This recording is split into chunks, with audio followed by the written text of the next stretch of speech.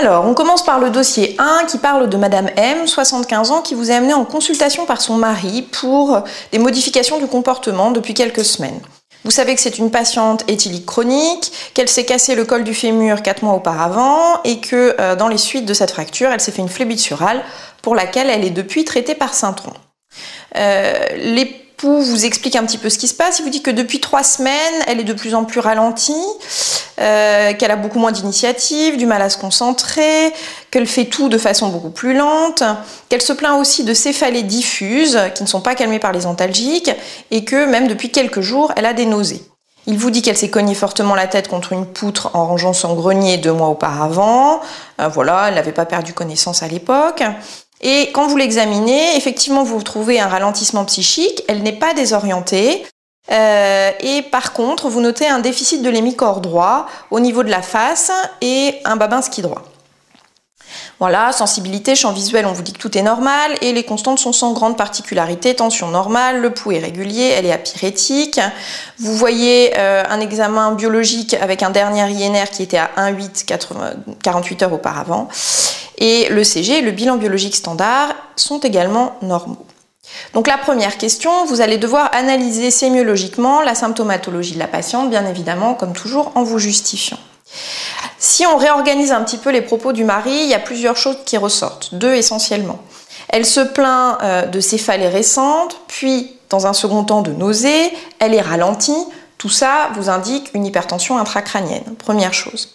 Par ailleurs, vous avez des signes de localisation, puisque on vous parle de déficit moteur avec signe de Babinski, qui signe donc un syndrome pyramidal droit, qui vous donne, on va dire, l'origine de la pathologie responsable de l'hypertension intracrânienne. Et donc, vous pouvez conclure qu'il y a un processus expansif hémisphérique gauche qui donne à la fois l'hypertension et le déficit localisé. Deuxième question, quels sont les 3 diagnostics que vous devez évoquer dans ce contexte? Alors, vous pouvez lister comme d'habitude un peu les différents types d'étiologies.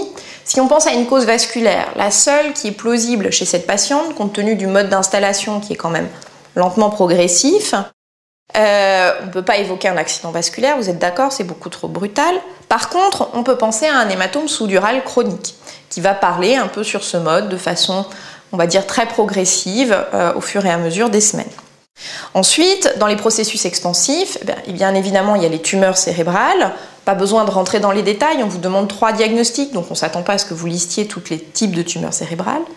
Par contre, autre processus expansif auquel vous devez penser, c'est un abcès cérébral. Abcès qui peut être, pareil, apiogène, ABK, qui peut être un toxoplasme dans un terrain un peu particulier. Peu importe, vous n'avez encore là pas besoin de rentrer dans les détails. Sous-dural chronique, abcès ou tumeur cérébrale.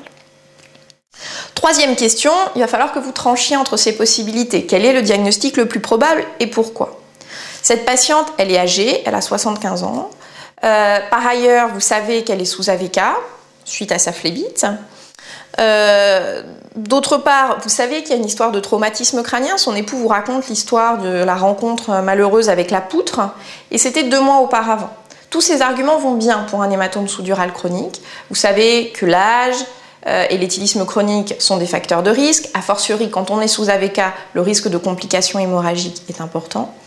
Et pour faire un hématome sous-dural chronique, en général, il faut un traumatisme qui peut parfois être minime, donc qu'il faut savoir rechercher dans certaines circonstances, et qui survient en général entre 3 semaines et 3 mois précédant les premiers symptômes patents. D'accord ? Donc là, ça rentre tout à fait dans les clous puisqu'elle s'est cognée la tête 2 mois auparavant. On continue, question numéro 4. Quel est l'examen complémentaire que vous allez donc demander en urgence, en première intention, et qu'est-ce que vous en attendez si vous aviez raison dans votre hypothèse diagnostique? Alors là, il faut essayer d'organiser votre réponse en fonction de ce que vous avez évoqué. Évidemment, il faut une imagerie cérébrale. Vous pouvez éventuellement avoir dans l'idée que tant qu'à faire une imagerie cérébrale, l'IRM est toujours plus intéressante, apporte toujours plus d'informations. Mais en l'occurrence, c'est pour conclure sur un diagnostic précis qui est celui d'un hématome sous-dural chronique. Vous n'avez pas besoin d'une IRM. Dans ce cadre diagnostique, un scanner fera tout aussi bien l'affaire. Et vous savez que les scanners sont généralement beaucoup plus rapides à obtenir qu'une IRM. Donc il ne faut pas vous contenter de parler d'imagerie cérébrale. Il faut dire que vous allez réaliser un scanner. Vous savez que vous n'avez pas besoin d'injecter et même que vous ne devez pas injecter ce scanner, puisque ce que vous recherchez, c'est une collection qui va être plus ou moins hyperdense. Si vous injectez, vous ne saurez plus dire si c'est spontané ou pas. Donc scanner cérébral sans injection de produits de contraste. Et ce que vous attendez dans le cadre d'un hématome sous-dural chronique, c'est une collection extra-parenchymateuse à bord parallèle qui ne va pas respecter les scissures et qui va avoir un signal plus ou moins hyperdense en fonction du caractère plus ou moins récent du saignement. Outre l'hématome, ce que vous allez chercher également à voir sur votre scanner, c'est l'existence d'un effet de masse qui, vous le savez, va conditionner la prise en charge chirurgicale qui va être nécessaire chez cette patiente. Donc vous devez dire que vous allez rechercher un effet de masse sur les structures adjacentes et vous pouvez rapidement détailler, c'est-à-dire un effacement des sillons, une compression des ventricules latéraux, éventuellement une déviation de la ligne médiane en rapport avec un engagement. On vous demande de dire l'examen que vous allez faire. Précisez bien que c'est un examen que vous demandez en urgence. Votre patiente, elle est déficitaire. On est dans un cadre où une intervention chirurgicale devra être discutée. Il ne faut pas donner un examen à faire dans 15 jours. D'accord ? Donc le scanner en urgence.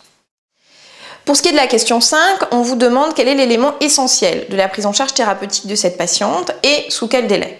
Alors ça, vous savez, un hématome sous-dural, s'il doit être pris en charge, ça va être par une chirurgie évacuatrice. Les indications chirurgicales, on les reverra un petit peu après, mais vous savez que dès qu'on fait de la neurochirurgie, il faut avoir une hémostase correcte qui limite le risque de complications péropératoires. Cette patiente, vous l'avez vu dans l'énoncé, elle est sous anticoagulant. Donc, on ne pourra envisager l'évacuation de cet hématome sous-dural que lorsque son INR sera inférieur à 1,5. C'est indispensable, quel que soit le caractère d'urgence. La seule chose qui changera, c'est la façon dont vous allez faire baisser l'INR, mais il faut que l'INR soit inférieur à 1,5 pour pouvoir pousser la patiente au bloc pour limiter les risques de complications hémorragiques. On vous demande de préciser le délai. Donc là, il va falloir vous avancer un petit peu. Cette patiente, vous savez qu'il faut l'opérer parce qu'elle est déficitaire. Le sous-dural est en train de parler cliniquement, il faut l'évacuer. De deux choses l'une. Si sur le scanner que vous avez réalisé, il y a un effet de masse important, la chirurgie doit être faite en urgence. Dans ces cas-là, vous allez devoir activement faire baisser l'INR de la patiente en lui administrant du PPSB et de la vitamine K. Deuxième cas de figure, le scanner est plus ou moins rassurant. Pas d'effet de masse ou en tout cas pas un effet de masse majeur. On peut raisonnablement attendre 24, 36 voire 48 heures que l'INR redescende spontanément. Dans ces cas-là, vous allez surveiller matin et soir, voire parfois toutes les 8 heures, l'INR de la patiente par prise de sang. Et bien évidemment, il y aura une surveillance clinique dans ces cas-là qui sera extrêmement rapprochée avec au moindre signe d'aggravation un scanner pour voir si il y a une raison d'accélérer les choses et éventuellement de donner à ce moment-là du PPSB ou de la vitamine K. Vous êtes obligé de rentrer dans ces détails puisqu'on vous demande le délai de la chirurgie et que le délai de la chirurgie, il est conditionné par ces éléments-là. D'accord ? Faire descendre l'INR, puis évacuer l'hématome. Le déficit moteur est dit discret dans l'énoncé.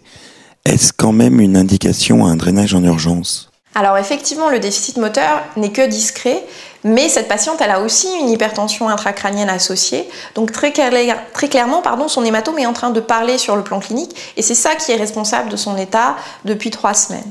Donc ça suffit à poser l'indication chirurgicale et je dirais même que s'il n'y avait que l'hypertension intracrânienne, donc que les céphalées, nausées, avec un ralentissement et un tableau qui se dégrade sur plusieurs semaines, quand bien même on n'aurait pas le syndrome pyramidal contralatéral, eh bien il faudrait envisager d'opérer cette patiente. Là, clairement, on se donnerait le temps que l'INR baisse spontanément en dessous de 1,5, ce qui prend en général juste quelques jours. On continue, on passe à la question numéro 6. Donc vous traitez la patiente, 4 jours après ce traitement, son état se dégrade brutalement. Elle est agitée, désorientée dans le temps et dans l'espace, tient des propos incohérents, est incapable de tenir debout. Vous l'examinez et vous notez que l'hémiparésie droite qu'elle présentait initialement a totalement régressé, mais que la patiente est effectivement très instable en position debout, qu'elle chute en rétropulsion. Et lorsque vous regardez l'oculomotricité, vous notez un déficit d'adduction de l'œil droit qui n'était pas présent lorsque vous l'aviez examiné avant sa chirurgie. Quel est votre diagnostic? Évidemment justifié, et quelle en est la cause? Alors, il y a plusieurs choses qui doivent faire tilt dans cette description pour que vous pensiez au diagnostic qui est celui de l'encéphalopathie de Guillet-Wernicke.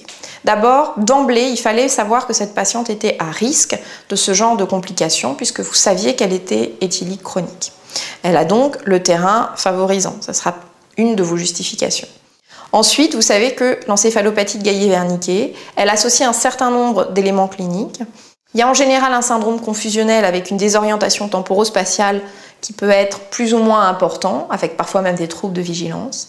Il y a une ataxie cérébelleuse et il y a des troubles de locomotricité. Quand un seul de ces signes, même pris isolément, doit vous faire évoquer le diagnostic, et là vous avez vraiment la triade au grand complet. Elle est confuse, elle a un 6 droit et elle a une ataxie cérébelleuse. Vous savez que cette pathologie, en fait, elle est due à une carence en vitamine B1 qui est très fréquente chez les patients alcooliques, mais qu'en général, il y a un facteur déclenchant, un facteur précipitant, qui est le fait d'amener à ces patients une importante quantité de sérum glucosé sans compenser avec des vitamines la carence qui préexiste. Et typiquement, quand on hospitalise des patients éthyliques chroniques, vous savez qu'on a tendance à les hydrater, même à les hydrater beaucoup pour prévenir le risque de délirium tremens, Et normalement, on doit toujours associer une vitaminothérapie. On peut éventuellement, malheureusement, supposer que chez cette patiente, ça avait été oublié. Question numéro 7, quel est le risque évolutif de cette pathologie? Eh bien, vous savez que malheureusement, l'encéphalopathie de Guillet-Wernicke, même quand elle est traitée, elle peut évoluer vers un syndrome de Korsakoff qui va associer en fait un trouble mnésique majeur avec une amnésie antérograde qui se caractérise par un oubli à mesure, c'est-à-dire que les patients sont incapables de mémoriser le moindre souvenir à partir du moment où est survenue la pathologie. Et ils compensent avec des fabulations, des fausses reconnaissances. Et ils ont en général une mémoire relativement préservée des faits anciens, en tout cas, qui préexistaient à la pathologie aiguë. Quelles sont les autres causes de syndrome de Korsakoff?